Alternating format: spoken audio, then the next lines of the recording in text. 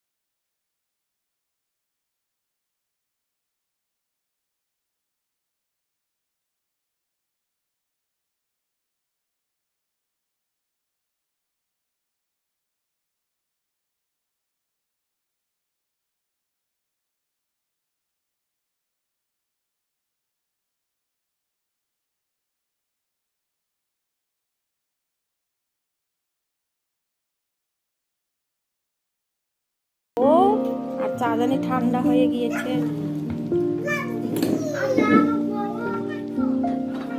এই দেখো, আমার জন্য অপেক্ষাও করেনি, নিজে নিজে চা বানিয়ে খেয়ে নিচ্ছে। আমাকে বলছে তুমি যখন ইচ্ছায় তখন খেয়ে নাও, চা ঠান্ডা হচ্ছে, আর নিজেই খেয়ে ফেলছে। তা আমি তো উঠেছি, দাঁত ব্রাশ করেছি, ঘর ঝাড়ু দিয়েছি, একটু টাইম লেগেছে, তো চা তো মোটামুটি ঠান্ডাই হয়ে গিয়েছে।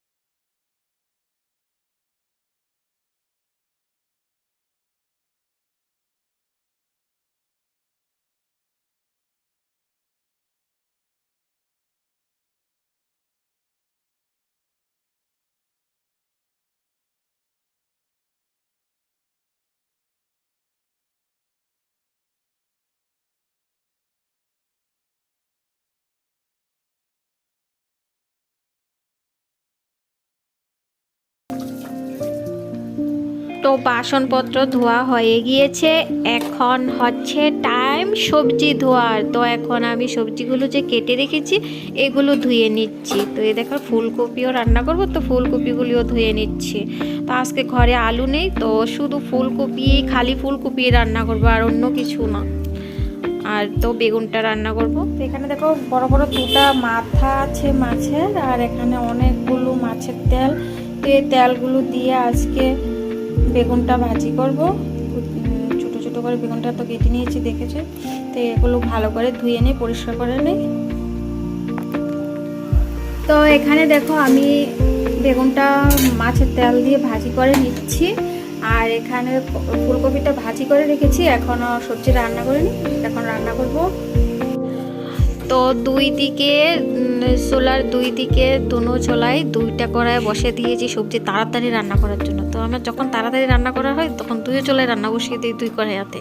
তো একদিকে তো বেগুনটা ভাজি হয়ে গিয়েছে, তো ঢেকে রেখে দিলাম চুলা বন্ধ করে। আর এইদিকে ফুলকপি সবজিটাও হয়ে গিয়েছে, এখন কেটে রাখা পাতাগুলো দিয়ে দিচ্ছি। তো আজকের ব্লগটা এখানেই শেষ করছি। ভালো লাগলে তোমরা প্লিজ একটা লাইক দেবে, সাবস্ক্রাইব করবে আর শেয়ার করবে। Take care, bye bye. ভালো